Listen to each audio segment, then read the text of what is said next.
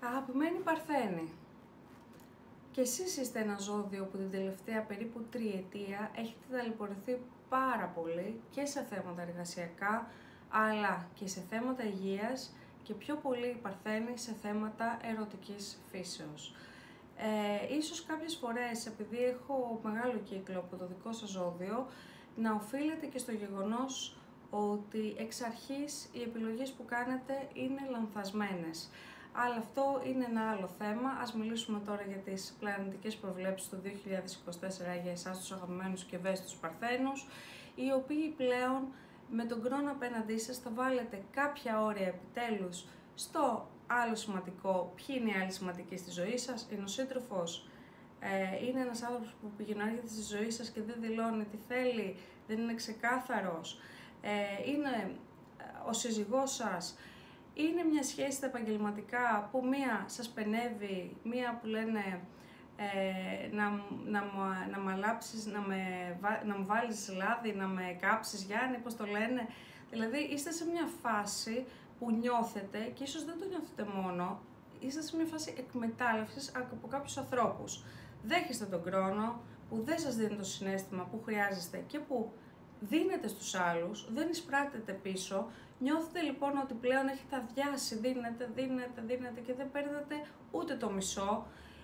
Αυτοί που είναι γεννημένοι στις τελευταίες μέρες του ζωδίου έχουν και ένα Ποσειδώνα και έχουν φάει τις άπειρες απογοητεύσεις σε τετράγωνο που δεν ξέρουν από πού τους έρχεται αυτός ο Ποσειδώνας πλέον, και πάλι σε θέματα συνεργασίας αλλά και πάλι σε θέματα ερωτικά. Να πούμε λοιπόν ότι το 2024 ναι μεν ο χρόνος βρίσκεται απέναντί σας, αλλά θα βάλετε κάποια όρια στους άλλους και θα πάψουν αυτές οι απογοητεύσεις. Επίσης, έχετε ένα Δία στο 10ο οικό που έχει να κάνει με τα επαγγελματικά, που θα σας έρθουν ευκαιρίες, επιτέλους θα ανοίξουν ευκαιρίες στα επαγγελματικά σας, οπότε πρέπει να υπάρξετε τις ευκαιρίες. Και έχετε και ένα βόρειο δεσμό, ο οποίος βόρειος δεσμός βρίσκεται στον Κρυό και έχει να κάνει με τα οικονομικά μέσα από το σύντροφο, αν διεκδικείτε διατροφές, με τα οικονομικά μέσα από τους πελάτες σας, αν σας οφείλουν χρήματα. Όσοι θέλετε να πάρετε ένα δάνειο και δεν σας έχει εγκριθεί, ίσως τώρα να έχετε περισσότερες ευκαιρίες μέσα στο 2024 να πάρετε το δάνειο αυτό, αλλά είναι και τα κληρονομικά, ίσως θέλουν οι δικοί σας να διευθετήσουν κληρονομικά θέματα και επιτέλους να ανοίξει λίγο και το θέμα αυτό με τα κληρονομικά, με τα οικονομικά μέσα από τους τρίτους, αλλά και μέσα από τις επενδύσεις θα σας φέρει πάρα πολύ τύχη και πάρα πολύ γούρι. Άρα περισσότερο θα έλεγα θα είναι οικονομικά φέτος τα ωφέλη και τα όρια που θα βάλετε στις σχέσεις σας. Αλλά να τα πάμε λίγο πιο αναλυτικά. Θα είναι μια ήρεμη χρονιά για το πρώτο δεκαήμερο, θα γίνει μια εξαιρετική νέα σελήνη στις 2 Σεπτεμβρίου του 2024 που θα είναι και τα γενέθλιά σας. Θα κάνετε μια νέα αρχή τότε σε όλα τα επίπεδα, ενώ ο Δίας έχουμε πει από το Μάιο θα σας δώσει πάρα πολλές ευκαιρίες στα επαγγελματικά σας. Αυτό κυρίως θα παιχτεί σε αυτούς που έχουν γεννηθεί το πρώτο δεκαήμερο, που είναι γενικά από τα τυχερά. Πιο τυχεροί όμως ακόμη θα είναι το δεύτερο δεκαήμερο και γεννημένοι, ειδικά αυτοί που είναι 9, 10 και 11 Σεπτεμβρίου, διότι εσείς είστε κιόλας ένα δεκαήμερο και ειδικά αυτές οι ημερομηνίες που είναι πιο χτυπημένο από πίκρες, από ατυχίες και από ένα περίεργο κάρμα που τα τελευταία χρόνια σας κυνηγάει.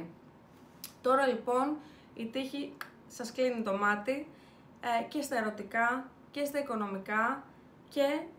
απογειώνεστε. Θα είστε γενικά πολύ τυχεροί με θετικότατες αλλαγές που ούτε εσείς οι ίδιοι δεν τις περιμένετε. Άρα φέτος θα είναι, ας πούμε, χρονιά της αποζημίωσης για εσάς τους Παρθένους, και για το πρώτο δεκαήμερο που έχει την τύχη του Δία, αλλά και για το δεύτερο. Τώρα γεννημένοι 5, 6 και 7 Σεπτεμβρίου, οι μισοί πιέζεστε από σχέσεις που δεν τις αντέχετε πια και σας έχουν καταπιέσει ή που δεν σας δίνουν την απαραίτητη εκτίμηση, σεβασμό και ενδιαφέρον και νιώθετε ότι δεν αντέχετε πλέον να σας ματαιώνουν,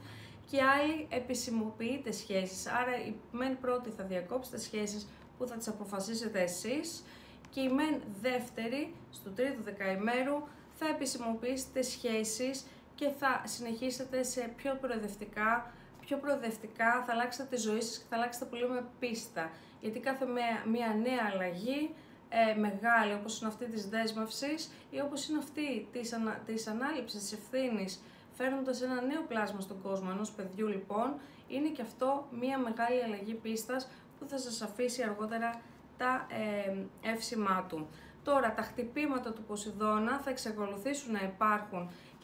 για τους γεννημένους τις 3 τελευταίες μέρες του ζωδίου, αλλά και εσείς θα έχετε τρομερή στήριξη, γιατί ο Πλούτονας που θα μπει τον Ιανουάριο του 2024 στον Υδροχόο θα γυρίσει ανάδρομος από τα μέσα της χρονιάς και από τον Ιούνιο και μετά, αλλά ιδιαίτερα και το Σεπτέμβριο στα γενέθλιά σας,